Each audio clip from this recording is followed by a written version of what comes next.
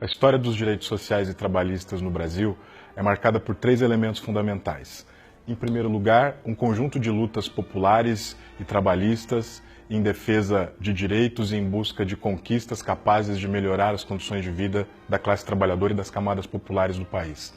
Em segundo lugar, um Estado capaz de implementar políticas públicas inclusivas e, em terceiro lugar, isso tudo só pode funcionar com uma democracia capaz de expressar a soberania popular, o desejo, as expectativas e os interesses da maior parte da população. Esses elementos estão sob risco na nossa conjuntura recente. O primeiro marco histórico importante para a conquista dos direitos trabalhistas no Brasil vem da Era Vargas, especificamente de 1943, quando se institui a consolidação das leis trabalhistas no Brasil. Vale a pena destacar, dentro da CLT, a própria instituição da carteira de trabalho, o salário mínimo, o 13º salário, o descanso semanal, a instituição das férias anuais. A jornada de trabalho também foi organizada e institucionalizada e legalizada nesse período. O mesmo vale para o seguro-desemprego e a própria organização do começo do sistema previdenciário brasileiro vai acontecer também no âmbito da instituição da CLT na década de 40. Para fechar esse quadro de elementos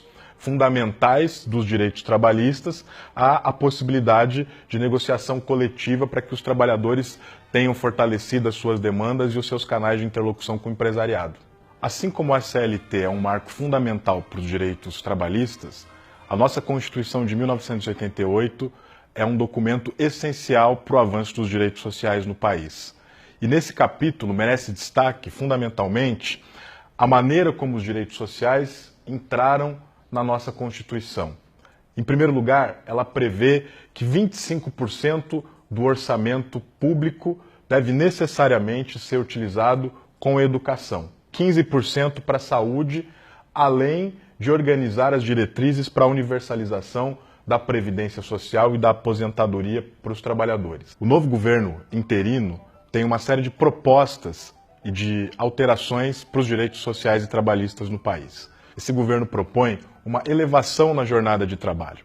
O diretor da Fiesp chegou a insinuar que o Brasil deveria adotar uma jornada de trabalho de 80 horas semanais. Isso significa consumir todo o dia do trabalhador com o tempo de trabalho, sem deixar nenhum período de descanso, de convívio com a família, de socialização com os amigos. Esse governo propõe a terceirização das atividades como um principal mecanismo de contratação. Além disso, uma medida dramática proposta por esse governo é a impossibilidade de que os trabalhadores demitidos acessem ou reclamem na Justiça do Trabalho. Enfraquecendo ainda mais a voz coletiva dos trabalhadores, se propõe o fim da negociação coletiva.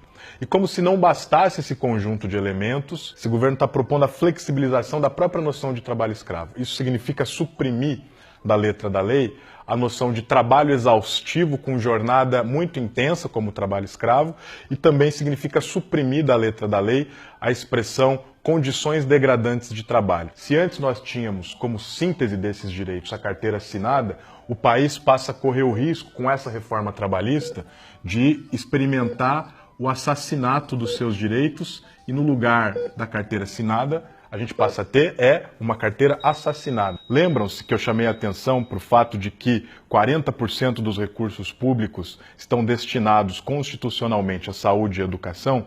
Pois bem, é exatamente com isso que o governo quer acabar. Ele quer desvincular qualquer tipo de orçamento para educação e saúde de obrigatoriedade de conversão e investimento em políticas públicas. O atual governo interino tem proposto uma emenda constitucional que tem como objetivo congelar todos os gastos com políticas sociais por 20 anos no país, sacrificando por 2 décadas, por uma geração, a possibilidade de melhoria da saúde, da educação, da seguridade e da própria previdência no país, que também é um objeto de investida desse governo interino. O que se apresenta é o desejo de ampliação da idade mínima para que o trabalhador possa se aposentar. A proposta do governo é aumentar em mais 10 anos trabalhados, para casa dos 70, dos 75 anos, essa possibilidade de aposentadoria. Além disso, um elemento que precisa ser destacado está no fato da tentativa de encolhimento do auxílio-doença. E para terminar, esse governo tem como objetivo restringir o acesso à previdência rural para os trabalhadores do campo. Se esses pacotes forem implementados, há uma imensa tendência de que haja uma concentração de renda e de riqueza no país. Nós temos uma divisão onde 1% da população, que está no topo da pirâmide, detém o equivalente a 1/3, 30% de toda a renda do país. As reformas trabalhista, social e previdenciária têm como objetivo organizar uma política de Estado para esse conjunto de pessoas e não para a maioria da população. Com o maior número de pessoas desempregadas, com o maior número de pessoas ganhando menos, eu tenho melhores condições para que os empresários possam oferecer salários que não dão conta de organizar uma qualidade de vida adequada para o trabalhador, intensificando a possibilidade de que haja acidentes de trabalho e um nível cada vez maior de adoecimento. Esse programa não foi votado, esse programa não é o programa eleito pela maioria da população brasileira. A única forma de nós resistirmos e lutarmos pela permanência e pela manutenção das conquistas históricas para os trabalhadores e para as camadas populares do Brasil é se mobilizando e indo às ruas, lutando contra esse governo golpista e em favor de que o povo brasileiro possa escolher, a partir da sua soberania, qual é o melhor caminho que o país deve seguir daqui para diante.